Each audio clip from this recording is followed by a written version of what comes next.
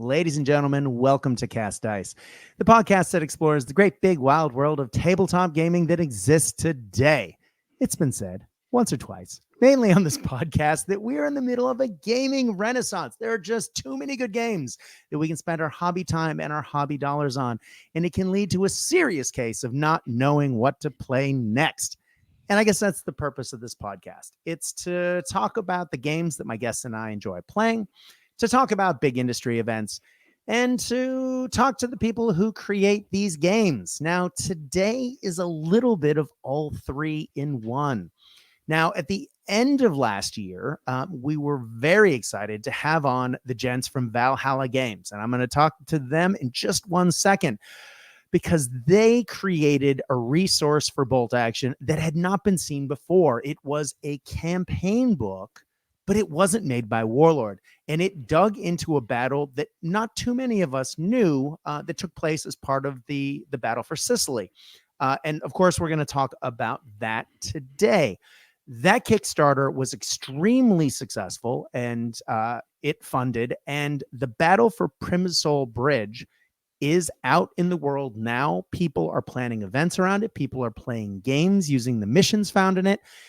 And it is a wonderful example of what you can do if you really put some effort into it. And these guys did, because that book was 3 years in the making. Now that the book is out, I thought it would be a good time to invite our friends back on to talk about their incredible success. And since MOAB is coming up later this week, I thought it would be a great time, since both of them are playing, to talk a little bit about how they are preparing for one of Australia's big events.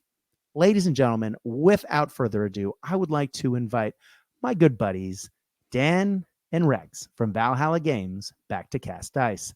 Gentlemen, welcome. Hi, Brad. Hi, listeners and now viewers of Cast Dice as well. It's great to be back. Yeah, hi, Brad. How you going? It's good to see your face. It's good to see. You're hiding down behind the mic instead of in your track pants and down at the beach doing a podcast like you used to be. That's right. That's why I hide behind these cute lights, and I wear a lot of black, and I wear a black chair. It's smoke and mirrors. I'm just blending into my background because, my skin, however, glows in the dark. So once we start doing these things, the only thing you can see is my hands and my head. But, hopefully we'll do something else one of these days. But gentlemen, let's talk about Primosole Bridge. Wow. I mean, you shared with me a document of some of the proposed page layouts and some of the information and some of the photos that were going to appear in this book. Even though I'd seen that, even though I'd listened to your podcast episodes on YouTube where you dug into the battle in depth, even though I did some reading on the battle so we could prepare for the episode where you came on before, I was unprepared with the quality of what actually arrived in the mail. My God, is that a beautiful book. I know it's probably awkward that I'm blowing sunshine in your general direction, but I legitimately have to say, a giant hats off to you. It is one of the best Bolt Action related books / Bolt Action books there is. And it's not even made by Warlord. Well done. Oh, thanks, Brad. It's wow, that's a big compliment, and we're pretty proud to get pretty good feedback from everybody else that we've that has purchased the book so far, or has actually seen the book so far as well for review purposes too. It was a long time in the making, and I think it's very gratifying to hear people say that for two guys that sort of working out of home, that it's far and beyond what they certainly expected from us, but it's up to far and beyond sort of a lot of the commercial quality books out there that they found as well. And a lot of that has to do with I think Rex's polish on the graphic design front. So Rex, over to you. Maybe you can tell us a little bit more about that. Yeah, sure. Thanks, Dan. Yeah, thank you, Brad. We did aim, I guess, to make something that was highly playable. We aimed to make something that was really historically accurate and drew attention to that particular battle. But we also wanted to make something that was really beautiful. And we wanted to make something that was almost a coffee table book. So you could, even if your family weren't gamers or whatever, you could leave it on the coffee table, and people would walk in and say, "Oh, what's this about?" Pick it up and just look through and hopefully drool over Dan's miniatures, and some of the terrain that we did together, and the hours and of labor and blood, sweat, and some tears as well that went into the layout work.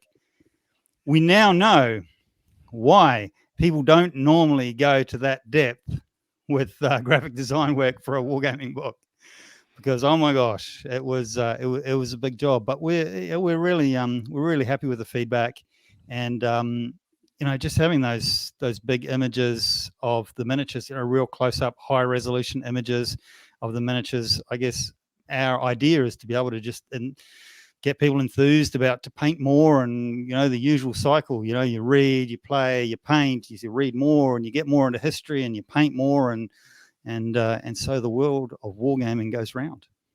That's right.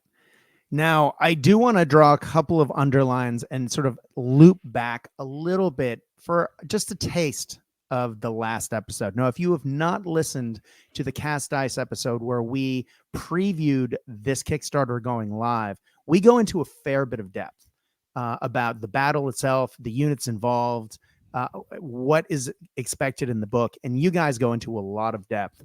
But I do kind of want to come back to, for those who maybe haven't listened to this or have maybe listened to it when it came out last year, it's a quick reminder. Now, Dan, this was sort of a passion project for you. I know that on your YouTube show, you guys did a series of 2 videos where you laid out the battle and you talked about, all the parts. And what was great about that battle, or not that battle so much as the videos about that battle, was that, Dan, you clearly had done tons of research. And Rex was the audience member who was interacting with you, in that he did not necessarily know about the Battle of Primosole Bridge. And you guys, just being able to talk through that, it was a really fresh and fun way to find out about the information. Because as a listener, I was sitting there, because I'll be honest, I'm not entirely sure of how the Sicily campaign had played out at that point. I know much more about it now, but Rex was asking the questions that I was sitting there as the audience member going, "Oh, what about this?" And it was a really fun listen. Dan, tell us again, how did this come to be, and how did you sell Rex on this formatting battle? Because as someone who formats things, ouch, it is amazing, and it would have taken a lot of work. Yeah, for sure. So I'm an ex-member. Well, there's no such thing as an ex-paratrooper, Brad. You're either a paratrooper or you're not. Right. But I'm now no longer in the parachute regiment, so I'm in the New Zealand Army now. But when in the parachute regiment, one of the battle honours there is Primosole Bridge. And so whilst learning about regimental history, we learned about the battle, and I guess desperate stakes involved and the sacrifice involved. And I really sort of slotted that away in my memory banks as a something that I thought I'd revisit later in my wargaming life. I was on a lot of operations at the time, and I sort of put a bit of a hiatus around actually creating figures and stuff like that. I didn't have anywhere to store them. I was in the barracks in the parachute regiment. So I was having a bit of a hiatus from wargames, but I slotted it away in the old memory banks. And a few years ago, I had started collecting a British Airborne Army, thanks to Rex, who actually acquired it for me. Isn't that right, Rex? Yeah, that's right. Yeah, War and Peace Games. Off we went, and got Dan an army on the last day of a visit when he came to Australia. And here, take this away with you. See what you can do with this. And so it began.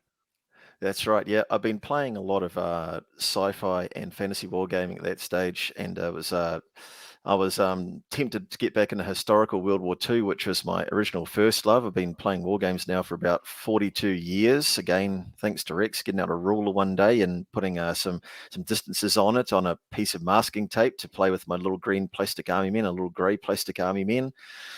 So the time was right. So I guess I got this British Airborne Army and started quickly assembling it. And straight away, what sort of a battle did I want to assemble it for?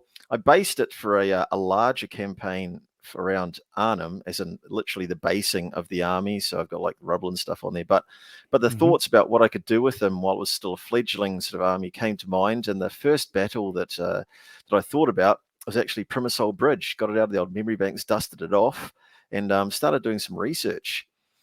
And I guess I organized to play a game with Rex. We can look back on our YouTube channel, Valhalla Games YouTube channel. You can sort of see preparations behind the scenes for first game, I think, where I actually videoed the preparation of the terrain for that game and how I was going to lay it on the battle mat. It's presented as a behind the scenes sort of video for the viewer. And then took it over to Rex's place, and we created our very first War Games, our battle report for our YouTube channel. And at that time, I remember saying to Rex as I left, I wonder if we could do something more with this, Rex. I sort of planted the seed, didn't I, Rex? Yeah, he's good like that. He's like, he doesn't actually force you or even encourage you to do anything, Dan, but he's very, very tricky and very skillful. I think it might be his army leadership training. All he does is just maybe places a rock in the river just to divert the flow of the water. He didn't do anything. The water did it. And then before you know it, you've signed up for a 3-year project doing a campaign book. So, of course, Rex chose, therefore, of his own free will, to investigate further the Battle for Primosole Bridge, which resulted in him asking me, maybe we could do a couple of historical, bit of a historical background on this battle. So I said, okay, well, maybe we'll do one of those. But of course, it became the 2-part historical narrative that was posted on a YouTube channel, and Rex was hooked. Then I had him. I said, what if we add another? What if we add another couple of battles, Rex? And what if this became something even bigger? So what do you think of that, Brad? I love it. I love it. If I had that superpower of being able to place a rock, I would do less things myself, and I'd have more people help me. But I just want to take a second to talk about Rex's work here, because as we talked about before with the layout, I mean, every page in this book is gorgeous. The photography is next level. The terrain that is featured in it is spectacular. But you also have, everything, as I said, everything's laid out really well. And the photos are crystal clear. So as you guys mentioned before, and it's something that you said on the previous episode, I think you both helped one another in that, you have the painting, you have the terrain building, and you have the technical skills between the two of you, and you have really knocked it out of the park as far as what appears on the page and what visual treats you get as you open the book. Now, I know you did have help with the famous Fallschirmjäger plane. We talked about that on the last episode. But can you talk about the collaboration between the two of you and how that led to what ended up on the page? Because that is such an integral part of what makes this book what it is. In terms of it, like a general pick a page, Brad, is what you're saying, and then how did we get there kind of thing? Yeah. Like, who was the more predominant miniature painter / terrain builder? And yes, I know the answer to this question.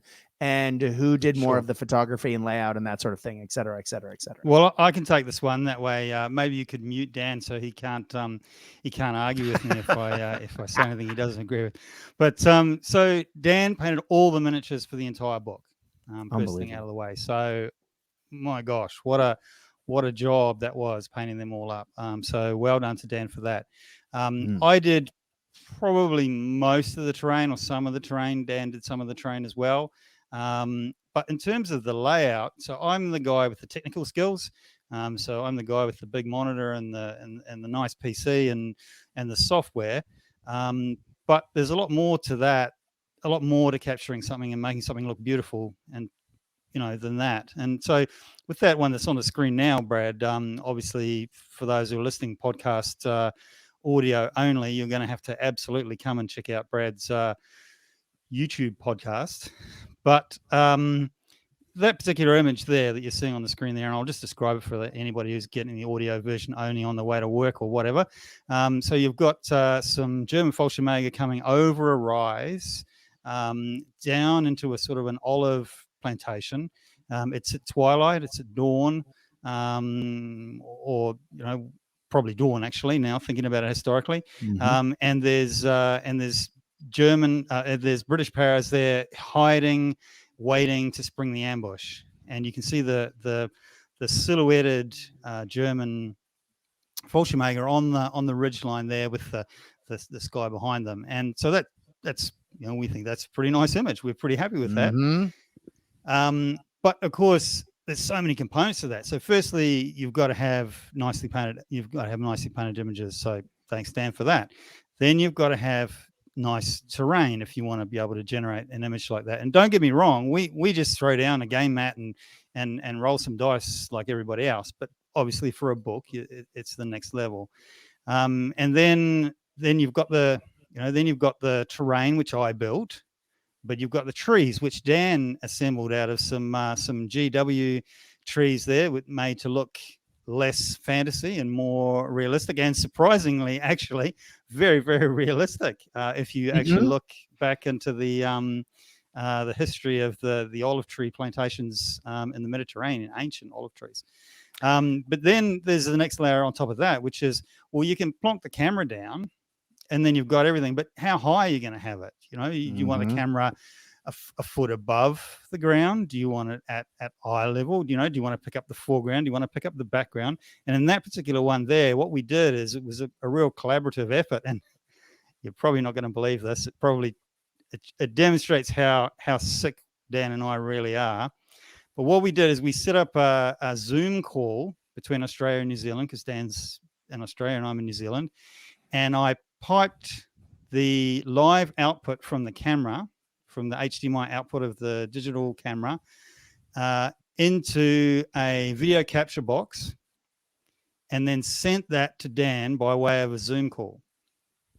And then Dan could actually see, and I can see, Brad, you're wanting to interject there because you're actually going to tell us we're crazy, aren't you?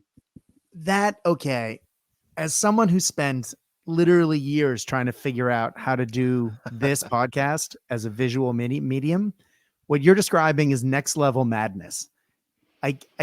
That's awesome. I love it. It gets even madder than that, actually, because so I'm sitting there, we make appointments, online meetings to meet up, like say at lunchtime. I'm sitting at work with my mobile phone hotspotting my laptop. I'm sitting there and we've got like an hour to set up this photo, and Rex is going, right, okay, then I think it's good. I'm like, third guy back in the background. Okay, third guy back. No, other third guy. Okay, move him left. No, army left, not Air Force left. Move him left a little bit. Stop.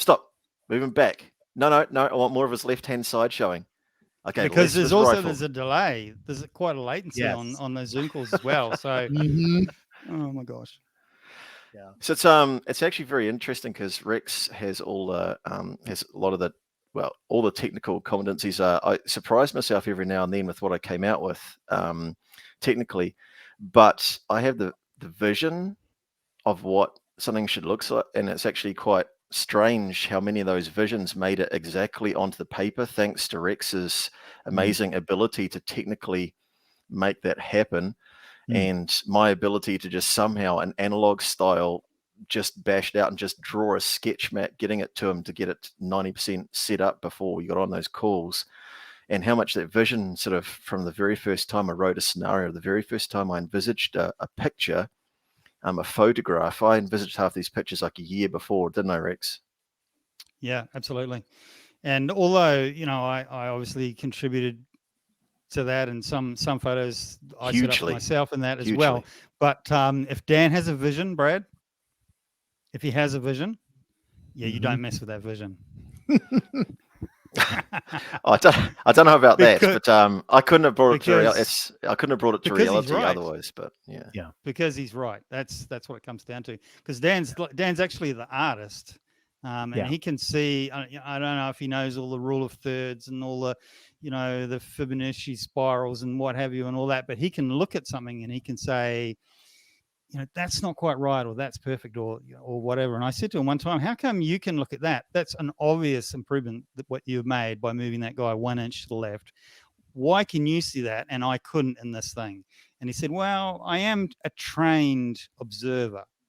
And we chatted a little bit about his stuff in the army. You go out in the field and you're looking for things, and there's tricks and skills to being able to see stuff in the field, especially when there's guys shooting at you. You want to be able to see them before they shoot. So let me get this right. Dan is the trained arty observer, is out in the field in Australia, gets the headset, calls in the heat from New Zealand. Everything's all set, sorted. I think that's how this works. Yep, that's it. How very Bolt Action. I love it. Let's talk about the maps. The maps that appear in this book are awesome. If we actually look at the layout, they're almost a comic sepia feel to some of the photos. And they're digitally created. They are fantastic. As someone who writes missions, I absolutely adore the way you've done your battle maps for this book. Did you create those from scratch, or did you use a program for that? And is this a trade secret? So I don't think it's a trade secret, is it, Dan?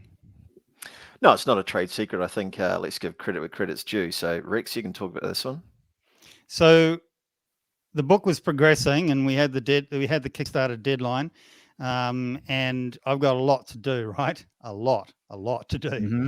And I'm staying up till 1 a.m. and 2 a.m. And one time Dan and I met in the middle because he's an early riser and being in the army, he gets up at 4:30 or something like that. I'm still awake, and we're able to have a bit of a chat. The time zones helped us a little bit, but I was worried that I wasn't going to be able to do it justice with the battle maps.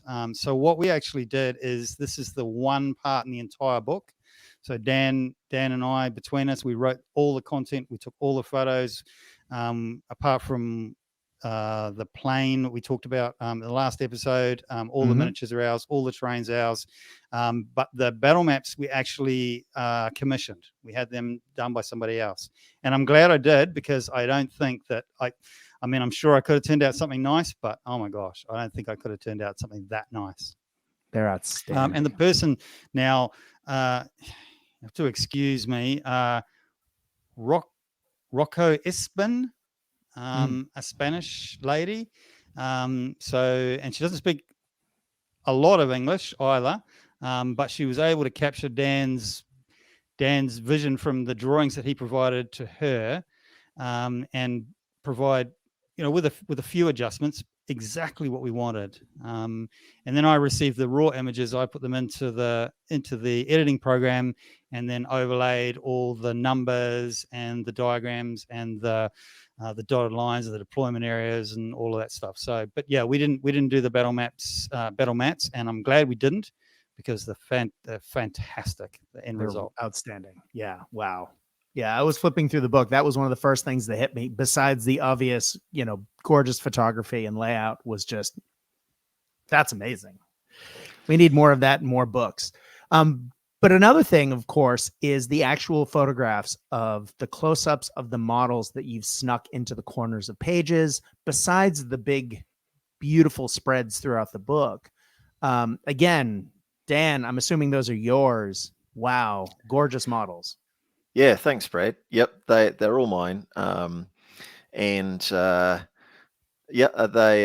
guess we sort of thought long and hard about what models to use. And I have to say as well that I got some assistance.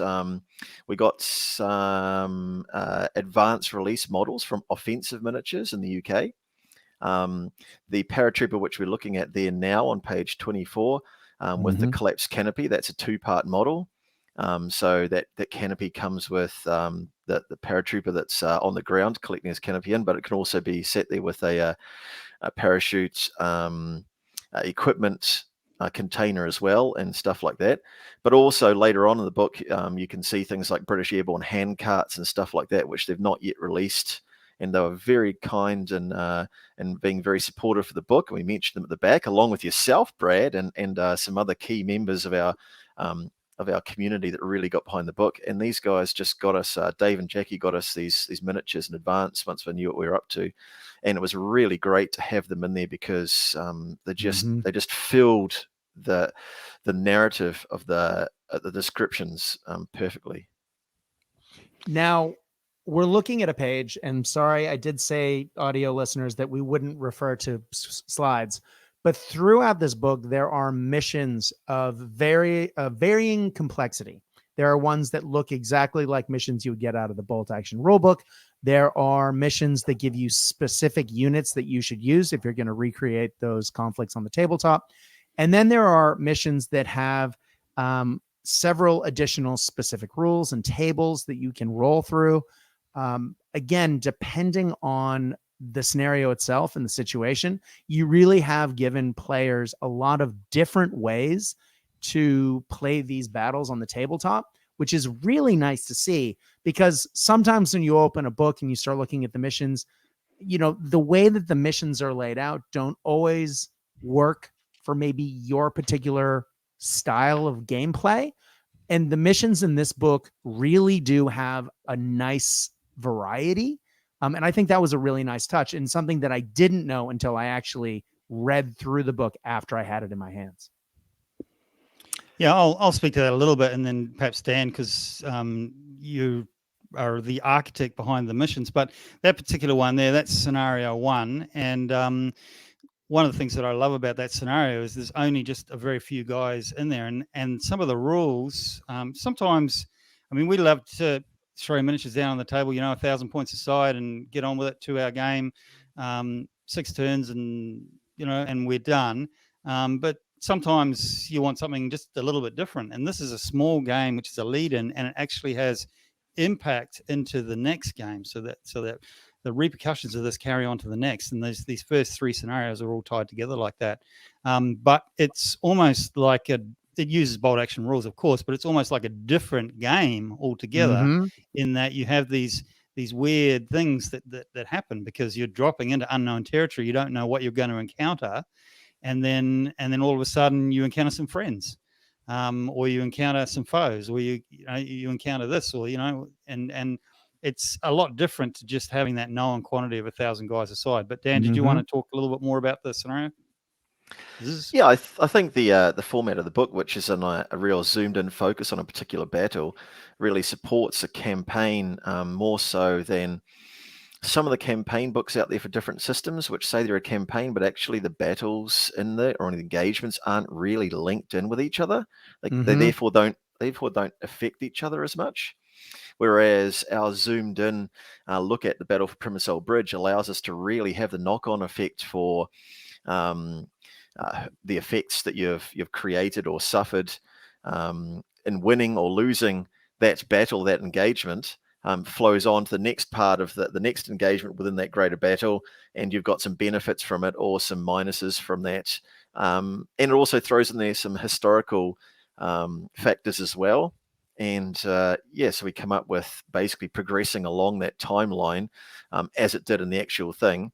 And people have really given us really positive feedback on how much the engagements and the scenarios link into each other, and how much they really appreciate it. They feel like they're really playing a campaign.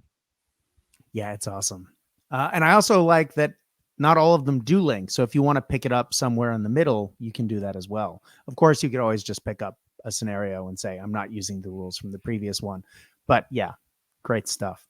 That's correct. And actually, the first one in particular, we've suggested could be good for for any sort of solo play, because there was so much randomness involved in the actual chaotic drop, and people, the British Airborne and the Fallschirmjäger, trying to identify each other in the darkness and gather the stores in, the equipment stores and stuff like that. It really lends itself heavily towards solo play, because it's the random factors in there were real on the battlefield at the time. And that's one of the things scenarios that we as bolt action players have talked about for a little while, is wanting something solo play. And you even specifically say it in a box that is on another page, that, you know, how you could play a particular scenario using solo play explicitly, which is wonderful for those of us who love bolt action and sometimes don't always have an opponent to set up across the table. Some of the scenarios too that you nearly never got scenario 11. That was the final one, and Dan was trying to work out what to do with that. And I think that's one of the best scenarios in the whole book. But you'll have to buy the book to find out why. But the one particular scenario that I like is scenario 4, which is essentially the first engagement. Have I got that correct, Dan? 4. That was the one that I play tested a lot. And that was the seize the bridge scenario. It's the actual seizing of the bridge by the British paratroopers. Yeah, so that was early on in the battle, and you know, we've got, you know, guys on each side fight who's going to win kind of thing. We've got the small one, which could be solo play. We've got weird deployments, and how am I going to puzzle my way through that? But I particularly like scenario 4, because you could play that scenario 5 times and not be almost like an old game of Doom or Quake, you know, back from the, maybe I'm showing my age here, you know, you work your way through the labyrinth, and then all of a sudden you click and you go, this is the way to win that scenario. And it has that replayability, where you can sort of go, okay, well, if I came in on the eastern side, that's not going to work. Next Thursday night or whatever, play it again. If I came in on the west, no, that's not going to work. What about if I ran these guys straight down the middle and I supported them with this? You know, and you need to sort of work out how your playing style, how you need to amend your playing style to fit the problem, the scenario, and the terrain, and the enemy. And that's something that that I really, really enjoyed, and it really gave it a good historical bent. You don't just necessarily turn up with 1,000 points aside and play the same way that you won the last 4 games. You have to work out the puzzle to work out who's going to win, and we love that. Yeah, and that's what makes it more replayable, right? It's not that you're going to just play it once and go, okay, that was fine. It's the challenge of it. And that makes this also really exciting, because, you know, sometimes you open a book and you're like, I might play that once or twice. But the fact that you have to sort of puzzle your way through this one a little bit with some of the scenarios really value adds and makes this a really cool book to play through, which I love. Glad you think so. And we've had some really positive feedback of that one, because we've dictated this one instead of a points match. That particular scenario, like some of them in there, we've dictated exactly what was sort of on the battlefield at the time, or that portion of the battlefield. And when it gets down to level, so if you're playing bolt action, for instance, we've actually given each group that Captain Ran, the British paratrooper commander, that seized the initiative and going to assault the bridge at the time, he broke his group down into 3 groups. So those 3 groups actually have different national characteristics if you're playing bolt action. So you've got the opportunity to play to those strengths and keep those guys, because they were selected on the basis of their weapons and their ability to either assault or give covering fire. And you can lead them into those positions of players' characteristics. But if the plan all goes terribly Pete Tong, and you've got to assault with them, well, you're not got those national characteristics in a beneficial way, but you just got to fix bayonets, plenty of smoking up the guts with them. So yeah, you've got those opportunities there, and it's the nuances in the actual victory conditions for that mission are very important as well, in the way that the Italians have got more dice in the bag, or more activation chits if you're playing another game system and not bolt action. Mm-hmm. But so they've got a chance to, they should always pretty much have later dice out of the bag based on the, law of averages, probability. But the British, if they capture one objective, one end of the bridge, and then are contesting the other, then the Italians will capitulate. So it's up to the Italians, therefore, because the activation chit or activation dice mechanic, they should have later dice, so they've got to throw themselves into an assault to try and get the British out of that position where they're contesting that other end of the bridge, knock them off. Otherwise, they will lose by capitulation, just like they did in the real thing. It's awesome. I love it. Well, one of the other things that you have included in this book is a new selector for people to play with, particularly Brigade 151. Can you talk about this? Because this is really well put together. And what's clever is as you go through, it tells you what people can use in the scenario, in certain scenarios, so that if you're playing to match it to a scenario, your selections change. So clearly a lot of thought went into this. What's the process? What do you like about this list? Tell us a little bit about it. Well, Dan's the architect behind. Well, I guess we both did it, but one of the drivers behind it was we have a lot of very, very similar army lists, and we didn't want to get into a situation where we had to have 20 pages worth of army lists that were almost identical. But Dan, do you want to talk about your thought process a little bit on that? Yeah, for sure. And it really does come from exactly what Rex has brought up there. So we have a battle. Throughout the various engagements they battle, there were subtle but very important changes to the order of battle that was available in that part of the battlefield linked into the scenarios. So, for instance, an airborne force that was on the features overlooking the bridge, the Johnny features, they therefore captured some machine guns off and actually a light howitzer off the Italian defenders there. However, for various reasons, range and the fact they had no communications with the bridge, they couldn't bring that to bear on the bridge. However, back on the bridge, the British defenders there, the British airborne defenders there, had only one Vickers machine gun and one mortar available to them. But then they also captured some Elefantino guns. So as the battle progresses, various things become available or unavailable as they were destroyed by the enemy. So we've got a bit of a matrix to try and describe visually in a word format. We've got a matrix by scenario of what becomes available to the player by scenario. And sometimes, in the case of 151 Brigade, and one of the characteristics of 151 Brigade is that it's pretty unique in the fact there was all 3 battalions in that brigade were all made up of Durham Light Infantry. And the way they behaved during that battle, the way that the soldiers were led during that battle was differed between the different battalion attacks.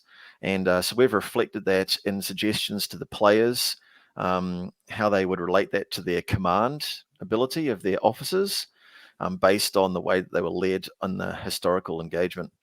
And for bolt action, that's simply reflected in veterancy of the units. So we've limited the breakdown of the units. So we've swung the units in regard to selection of officers' veterancy and also the veterancy of the units underneath them, so that in some engagements they'll be swung towards inexperienced and regular, and in other engagements they'll be swung towards regular and veteran. And 151 Brigade is a pretty senior brigade. They did have significant reinforcements, however, in both officers and men, and that affected how they actually perform on the battlefield. And so that veterancy has become important flowing on into the actual selector. It reflects the real thing, and it reflects the friction on the battlefield and the decision processes and how they were carried out by the soldiers at the time. Yeah, I'm blown away at the detail that you've put into this. It is really outstanding. Thanks, Brad. I mean, we have not talked about here, but it is something we talked about at length last time. There are QR codes within this book that you can scan, and you can watch battle reports, or you can find out more information about the particular parts of the battle as you go through the book, which again is a technological feature unseen in a bolt action book previous to this. The level of detail that you guys put into this book is outrageous. And if you have not seen this book in person, I strongly recommend you go to valhallagames.net and you look about getting yourself a copy. Guys, you clearly have knocked it out of the park. I am gushing over here with how much I love this book. But I can't help but notice in the upper right-hand corner, it says book 1.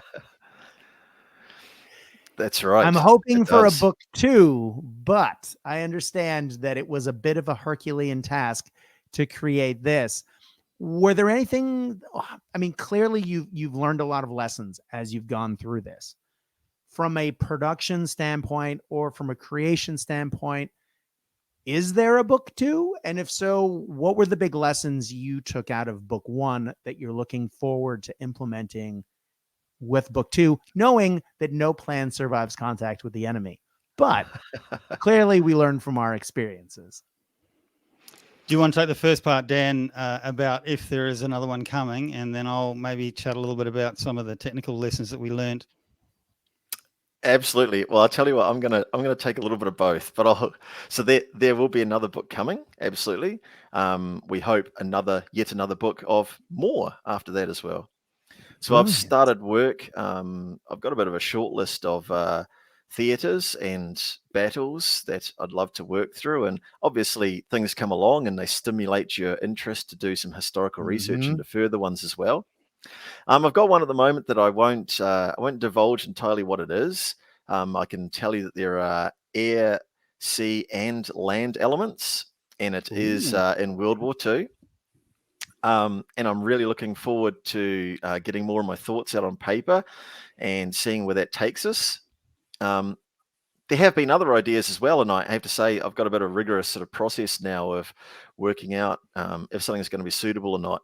And it really involves the very first step is actually fleshing it out historically. You can be inspired by a movie or whatever the case might be, or someone recounting something, but then getting into the historical detail and then going, is this interesting enough? I mean, just by the variety of the forces you see involved during this book, during the Primosole Bridge engagement.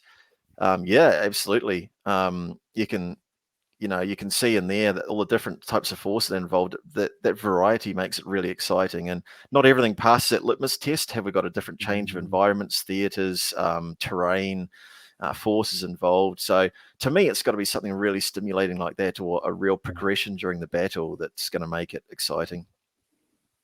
Yeah, exactly. The other thing is, you asked if there's anything that we've learned. So I'm going to, before Rex goes on about technically what he's learned, I've learned one thing. So remember when we come up with the Kickstarter and we said, very honestly at the time, we said, it was 90% finished.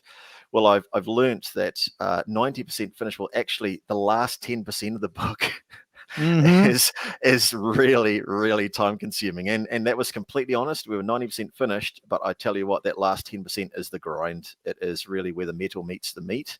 In regards to hand-to-hand combat with creating a book. What do you think, Rex? Yeah, absolutely. I mean, we did, we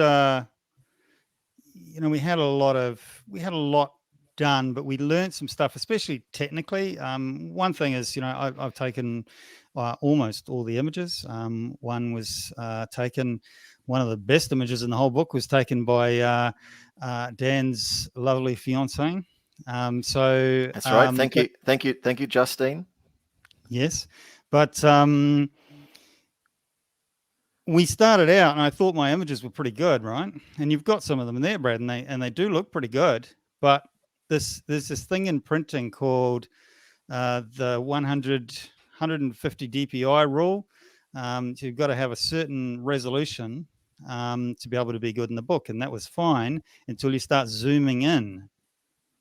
So you take an image of a 28 millimeter figure, and you take that photo, and then you start zooming in, and you want that photo to be 4 inches high on the page. That requires a lot more technically than what we had initially started out when we first started 3 years ago, started taking photos. Mhm. So we had to learn techniques and also that front to back in focus thing. So one of the later books in the later game tables in the book is our realistic Primosole Bridge image, and that is a 9-foot game table.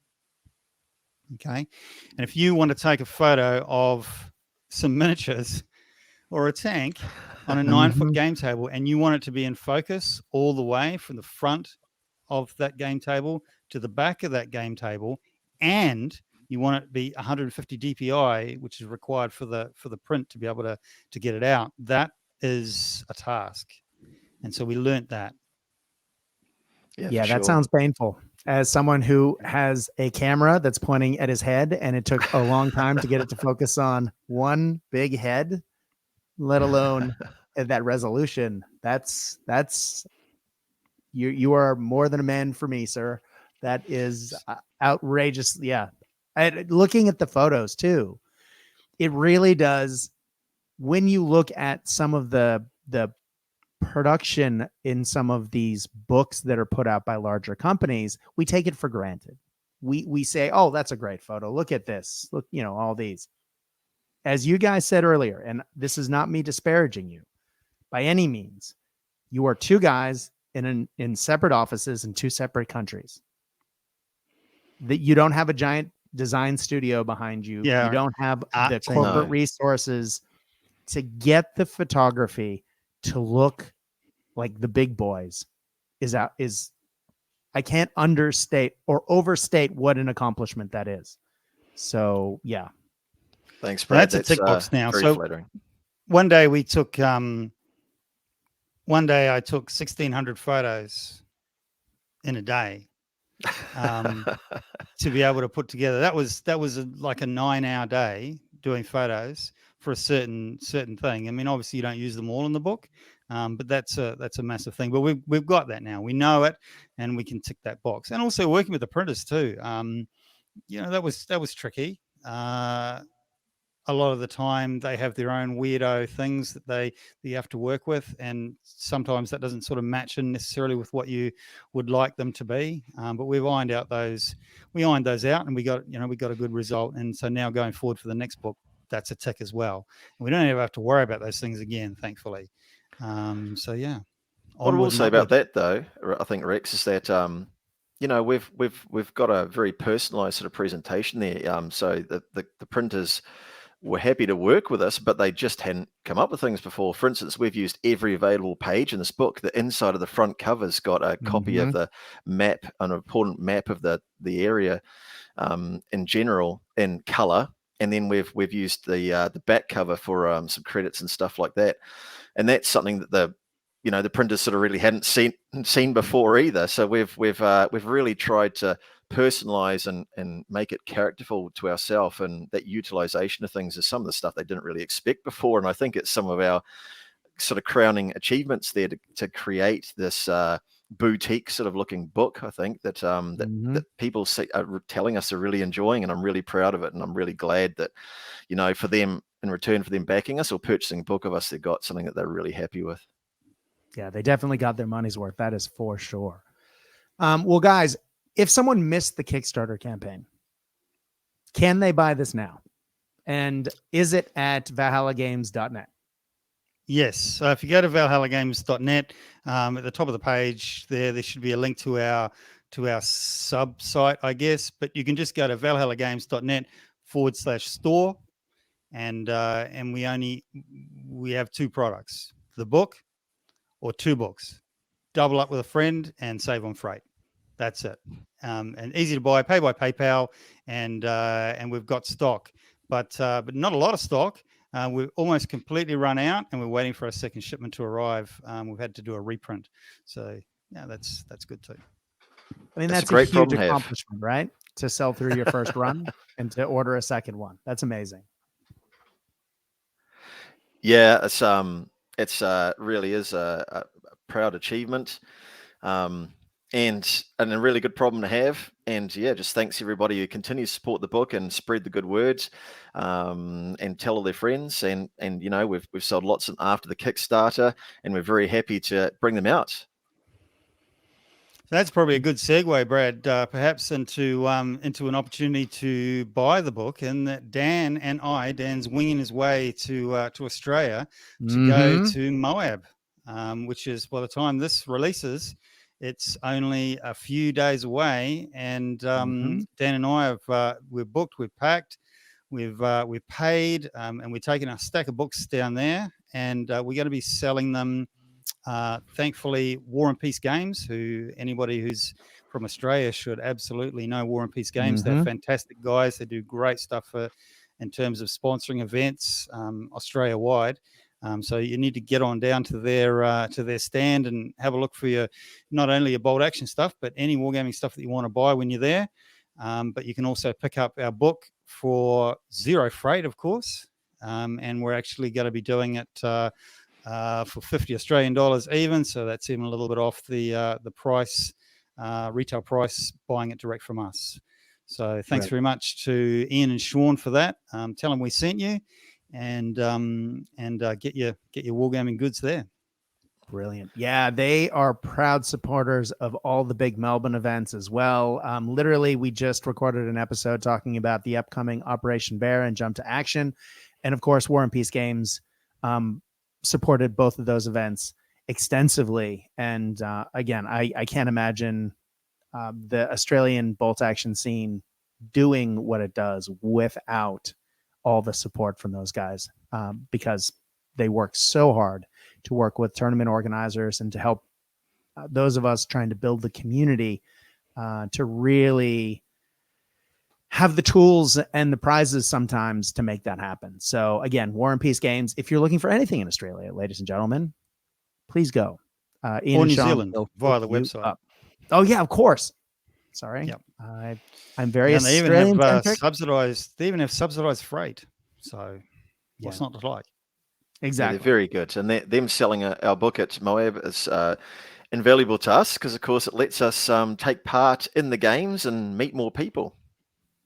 Exactly.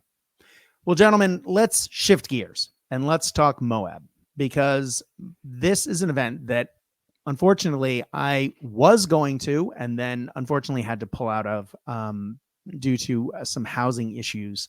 I'm pulling up a lot of carpet, unfortunately, during my school holidays, and it has eaten my life. However, with MOAB, it is a really interesting event.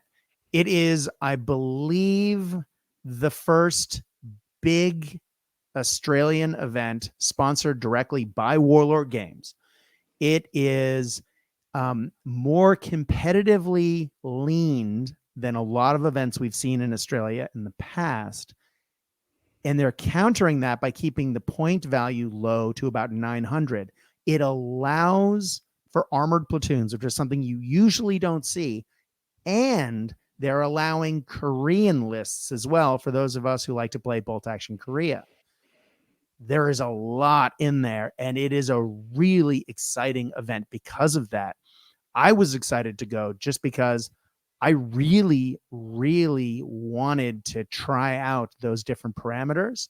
And I think it's going to be really exciting to see what people put on the tabletop. Now, you two gentlemen are going, and I'm jealous and sad that I'm not going to get a chance to hang out with you in person.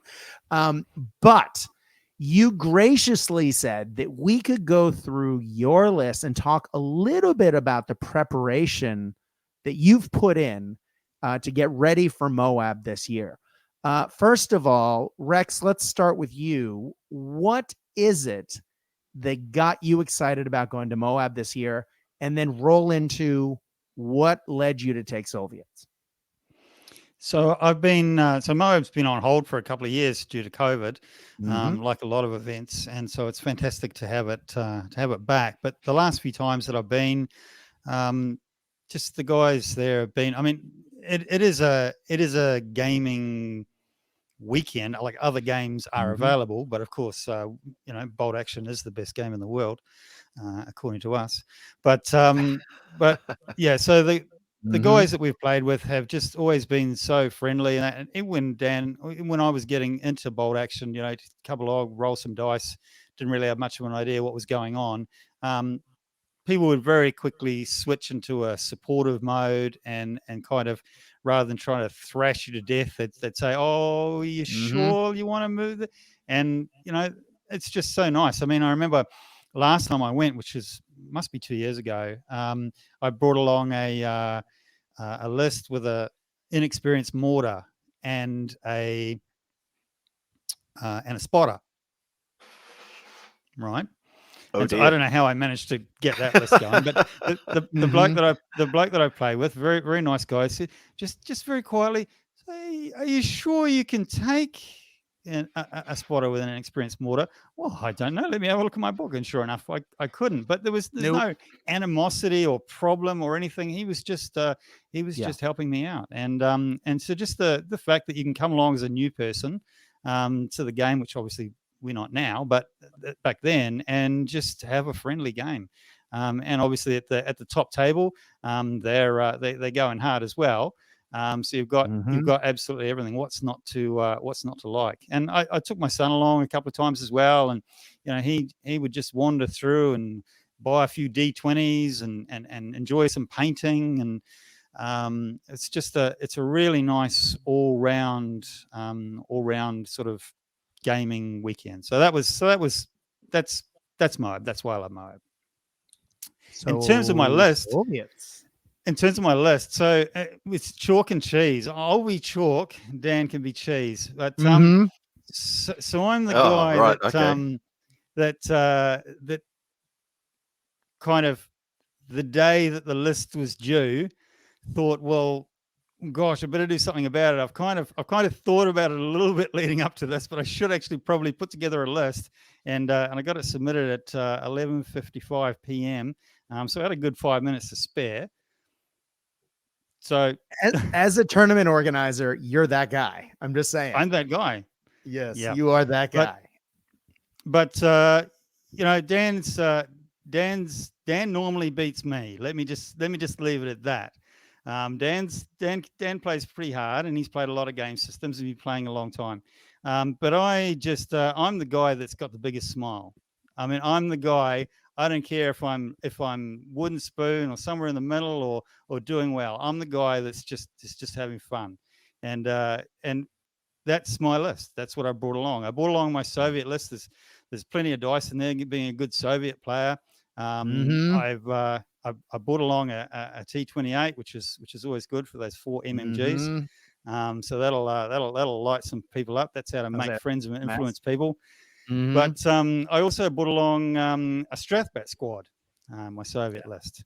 And I didn't have to upgrade them to shirkers and make them roll extra every time I wanted to give them an order. But I just love the idea of it. I just love the idea of my guys, like from that movie with Jude Law, Enemy at the Gate. Enemy at the Gates. Yep.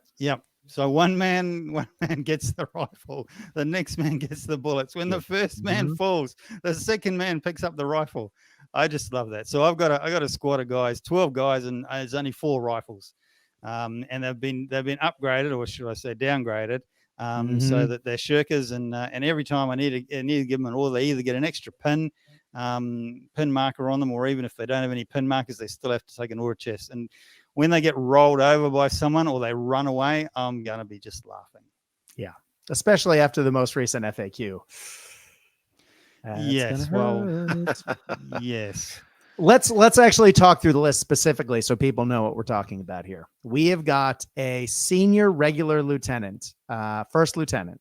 We've got a decked out NKVD squad, which is something you don't hear too often. And that is a 10-man submachine gun squad with fanatics. Oof.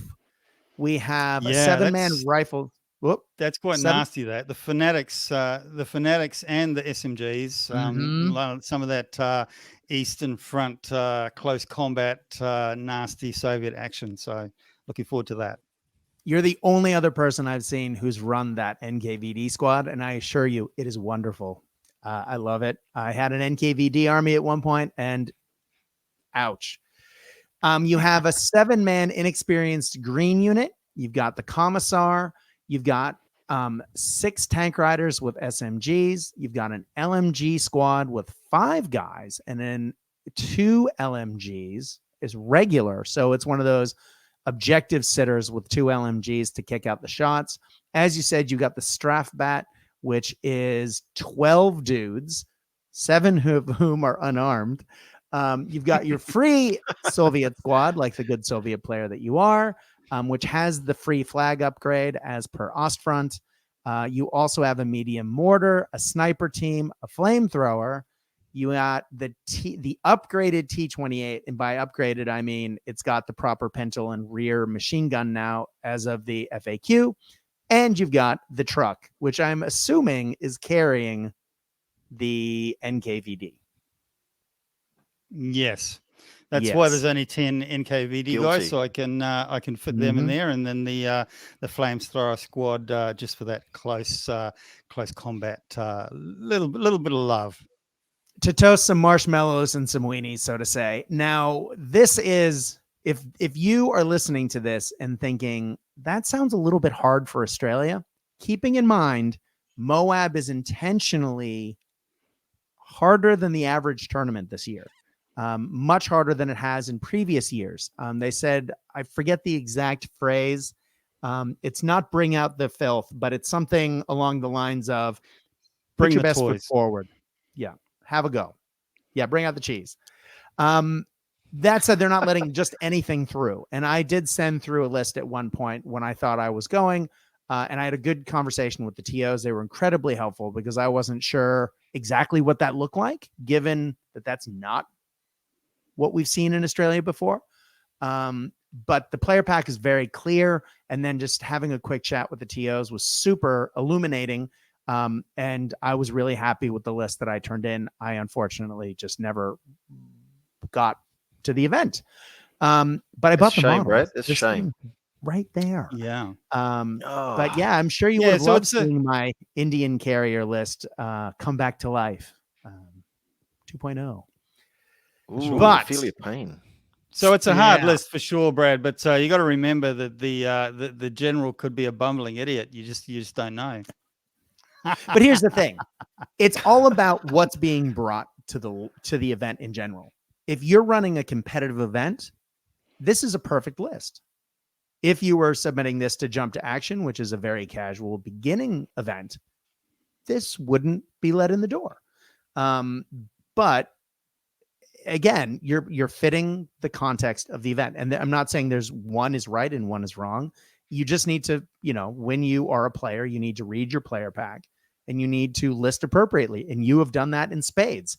I would love to face this army across the tabletop. If I had been at this event, it looks perfect to me. I get how it works. I think I'm sure there's some little things in there I don't get, but it definitely has the teeth. It has the guys. It has everything you need to win games and have a good time. And as long as your opponent is doing the same thing, it's great. I love it. It's good, man. Thanks, Brad. I think the TO's done a really good job of setting up the stall, as the pack says, and as all three of us here clearly understand.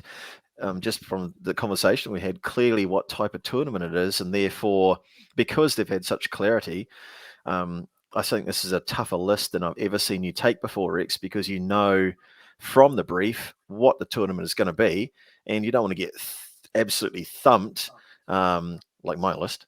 You don't want to get absolutely thumped. You want to take something that's going to give you a chance to enjoy your day to its fullest by being competitive. Yeah. I remember the first time we went to MOAB, Dan, we'd never actually been to a Bolt Action tournament before, and we'd been listening to various podcasts from around the world, and we had no idea about the meta. Like Cast Dice. Yeah, maybe not Cast Dice. Nobody listens to Cast Dice. But nope. No. But no, so we had no idea really what the meta was, and we came along. It was like, well, are you going to take a dual platoon? Because we could, take a couple of tanks. That'd be nice, 1,200 points or whatever it was. We're like, no, that's too cheesy. I wouldn't do that at a tournament. And then we came along and was like, oh my gosh, look at what people have brought. Everybody's a dual platoon. We didn't know what had happened to us. So there were many people whose theme was good stuff. Yeah, exactly. I remember my very first MOAB a million years ago. I went the other way because I'd been playing. It was in the days of the LRDG podcast. I had spent a lot of time in what I would call a closed circuit arms race with the other guys on the podcast. And we constantly tried to one up each other army list wise. We'd all come from 40K and Warhammer Fantasy backgrounds. And, it was that listing to beat the next list, to beat the next list, to beat the next list, and as well. But I turned in an army list for MOAB, and the TO said, "Are you sure you want to turn this in?" And I went, "Yeah, I guess. Is it wrong?" And he went, "No, it's just a lot harder than what we were expecting." And I went, "Oh God!" And I toned it way back, and I turned it in, and I showed up on the day. And I was still I still had one of the roughest lists there. And I was going, oh God, I'm the guy who showed up with a flame tank in version 1. Oh no, what was I doing? Now you got me worried, Brad. I haven't had this list approved yet, by the way, at time of recording. We'll see. Yeah, I can't imagine this would get knocked back. Given what I turned in and what got approved, this looks entirely sensible given the context of the event. I think it's perfect. So, and I look forward to hearing how you go with it. Please do let me know, because you've got some fun toys in there that T28s, big fan. Although I usually take the unreliable Finn ones that have fewer guns. So the Soviet version of this is scary, but it's tasty and cheap too. Yeah. And then, all right, so that was the chalk. Now the cheese. So you look at Dan. Dan has put months of effort into every facet of his list, by the sounds of things. He's even got a historical bent that he had to clear specifically with the TOs. So let us have it, Dan. So hold on. Before Dan does that, let me quickly run through the list so we can talk context. So we've got, again, a first lieutenant, veteran. Everything's, well, not everything, but most things are veteran. We got a 6-man British paratrooper squad. We've got another 6-man British paratrooper squad, the Free Observer, another 6-man paratrooper squad.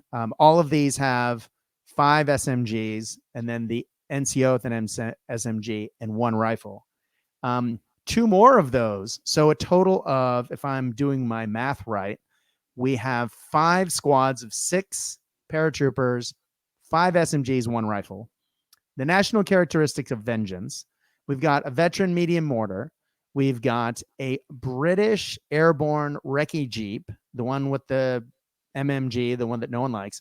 Sorry. Plus we have 1, 2, 3, 4, 5, 6 veteran Jeeps without MMGs, and a little something that Dan's going to throw in. So Dan, talk to us about this. That being a German AA truck, half-track truck. That's right. So, Brad, my list is entirely thematic and entirely probably not up to the standard required of this tournament.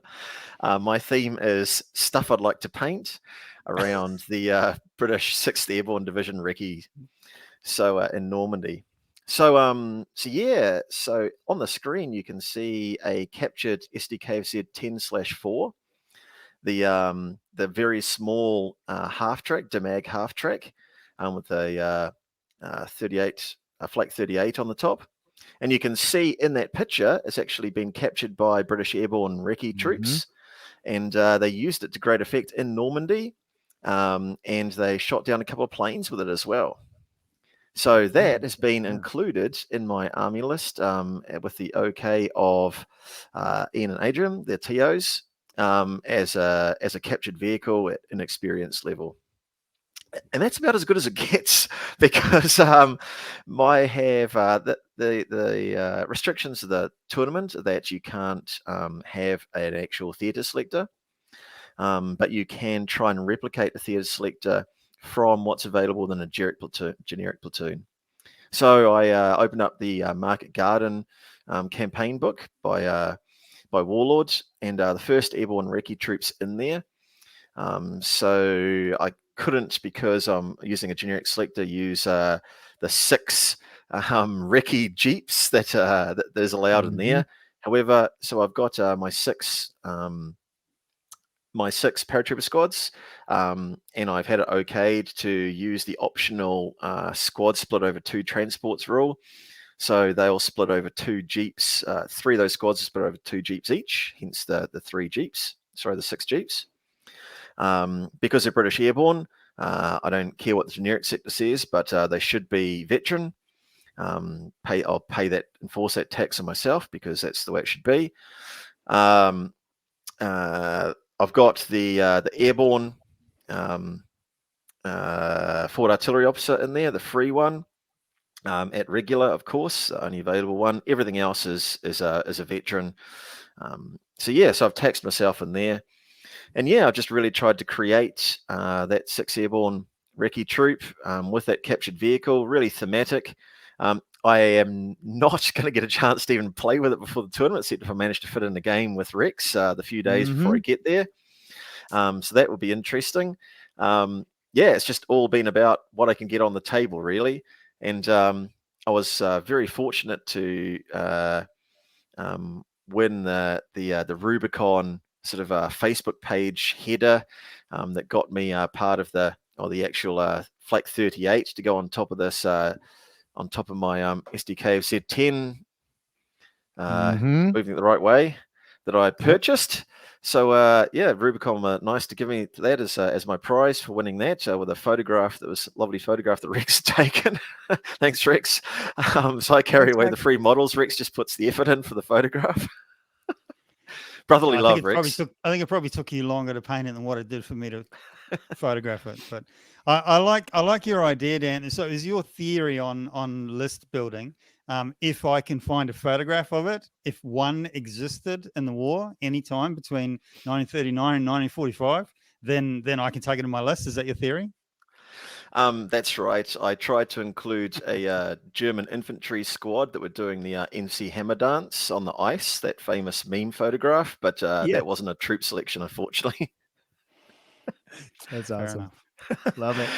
But I really wanted to include this. This is actually the reason why I've got it in there. It would be more sensible gameplay wise to include the Polston cannon, which is obviously it's also a light auto cannon as well, but being able to take it at veteran, I wouldn't have a built-in minus to hit, and would have been harder to kill. But I just really wanted to get this vehicle on the table and just highlight a little piece of history for people, really. Yeah. Now, when you're using the looted rules for this, is that using the unreliable rule, or are you just taking it as inexperienced? Is it using the rules out of the partisan list, I think is what I'm asking. So I've just been told it has to be inexperienced. So that's good. It makes it a little less fragile. And hopefully, being a half track, it might be, and everything else is wheeled or on foot. It'll probably be the one thing that can maneuver into position over some hedges that you inevitably find at a tournament, is breaking line of sight, and then we'll promptly miss. But that's the theory behind it. Nice. Well, I'm looking forward to seeing. Sorry, I'm looking forward to seeing how both of these armies go, and MOAB in general. This is a really exciting event, and I know that they've just recently opened up. Last week, I believe they opened up more spots, so now even more people can play.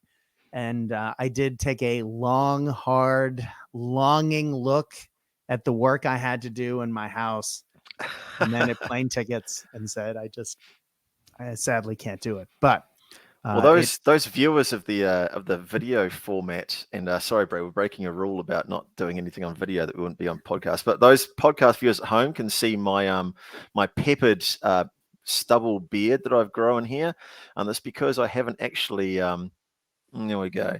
George Clooney, eat your heart out. Those of you wondering why, because I'm normally clean shaven, especially for my job, is because I've got and if I can delicately balance this, it's because I've got a whole tray of, there we go, they'll fall off for me, of airborne Jeeps to paint up. So there's been no things like sleeping, washing, shaving, nothing like that. Just fit in the whole army basically painted before I go. It's tradition. Yes. Why be relaxed in the build up to tournament, right? That's right. Now, Rex, have you painted you? Because you're that guy who turns in your list 10 minutes before, 5 minutes before it's due. How close are you to being? I I'm a bit like you, Brad. I've got big actual real life stuff on at the moment, work commitments and all kinds of things going on. So that's why I didn't just decide to have a whole new army. I've recycled some of the stuff that I've got before. I 3D printed some new models and that. But after I submitted it, because I only had 5 minutes to spare, and I was worried the internet was going to drop out or something, as you know, as you do, Murphy's Law. But I actually went through and did a bit of a model count, and I realized that in fact, contrary to what Stalin said, we do not have more men than they have bullets. And in fact, I have to paint up 2 squads in a week and a half. So, and I'm a slow painter. Yeah, you and me both. Very slow. So yeah. I'm a bit worried about that. I'll start that anytime soon. But yeah. So winter service, they're not too bad. Yeah. Well, I've only got 6 airborne jeeps and an SDK Z10/4 to paint. So yeah, what could go wrong, right? I'll tell you what could go wrong, Dan, and I've remembered it from the first time you told me. Do not at the last minute on the night before reach for the clear coat and accidentally spray them with Brack Citadel primer. Do not do that. Don't do that at home, everybody. Yeah, because that is sad. Oh, that is, yeah. Oh, I did that with terrain over Christmas, except it was with Wraithbone, and I just was not happy about that. But thank God it was just a house, and I hadn't glued the roof on, so I just had to paint some shutters and a door, and I was fine. But yeah, my wife thought I died or something horrible had happened because I may have been using some colorful language out front of our house at a very loud volume. But anyway, yeah. Gentlemen, when I start swearing at neighbors, I think it's time for us to move on. Dan, Rex, thank you so much for coming on. Valhalla Games is just kicking the goals when it comes to Primosole Bridge, and I can't wait to see what you guys come with moving forward. Thank you again for coming on, and thank you for the kind words in the back of your book about cast ice. But more to the point, thank you for creating this wonderful book, and I look forward to seeing what you do in the future. Thank you very much for coming on today, guys. Thanks, Brad. Good to talk to you as always, and definitely we'll have to catch up and roll some dice at some stage soon. Count on it, man. Hey, I hear Melbourne's a great place to visit. I'm just saying. I hear that. Sounds good, Brad. And I heard there's Puckapunyals out your way, and there's plenty to see out that way too. There is. But, I have not been to the Tank Museum out here yet. Yet is the word in that sentence, ladies and gentlemen. Now my wife wants to go, and I'll leave that story for another day. But we are going to go, and we'll be soon. But yes, come to town. We can go. I hear it's not too far. Yeah, that sounds good. One day, definitely would love to come and roll some dice with you. And my friend Tony and Harry Turner's awesome photographs of the Armour Museum up in Cairns, I think, have inspired me to maybe get up there as well. So I haven't even broached that to Rex yet, but I'd love to. That just sounds fantastic. Just fly up there and. Mind you, I saw the receipt for your flight from New Zealand, Dan. That wasn't too happy. You might have to save your bickies before you can come across again. Yeah, that wasn't my intent. I sent you the wrong thing, actually. Sorry about that. But Brad, honestly, as a stalwart of the community and someone that during the 3 years of preparing this book for our community too, you kept one of the people in the community. So many other guys over there that have really been keeping the community pumping throughout COVID and lockdown and stuff like that. Just as one part of this community that we're happy to bring our book to, and we're so pleased and proud that people have enjoyed it. And thank you so much, everyone. Thanks for helping us bring this book to you, and we're looking forward to bringing the next one to you. Brilliant. Absolutely. Well, guys, thank you for listening to Cast Ice. If you have any questions or any requests for a future episode, please go to the Cast Ice Facebook page. If you message the page, you're guaranteed a response by me. Hi, my name is Brad. And I look forward to hearing from you. Please message if you have anything you would like to hear I've heard a lot of requests for Bolt Action, so I will be putting out a lot of Bolt Action content in the weeks to come. However, there is plenty of other games in there as well. And I've had a few special requests that are going to take me a little time to put together, but fear not, those are coming. When I start alluding to weird podcast topics that nobody knows anything about but me, it's probably time to call it a night. Ladies and gentlemen, when you are playing the games that we know and love, I hope that your dice roll hot. I hope that your beverages are cold. But more than that, we at Cast Dice hope that you are having fun. Stay safe out there, guys. Good night.